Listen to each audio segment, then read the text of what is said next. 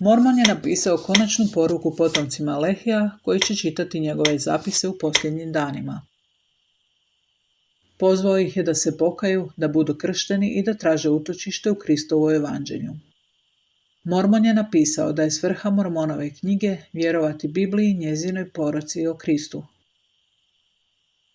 Potom je Moroni dovršio Mormonov zapis.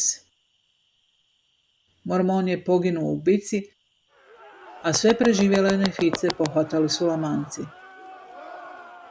Kako su svi nefici bili uništeni, Lamanci su se počeli boriti međusobno.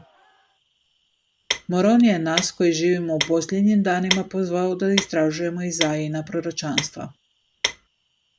Moroni je prorokovao da će Mormonova knjiga izaći u vrijeme kada će mnogi njekati Božje postojanje.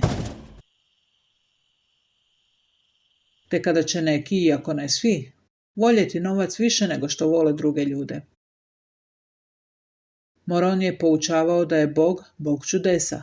Ako su čuda prestala, to je zbog naše nevjere i nesposobnosti da primijetimo Božje djelo u onom što se događa oko nas. Moroni nas je pozvao da budemo mudri, da obdržavamo zapovjedi dopuštajući tako Bogu da nas vodi i blagoslivlja.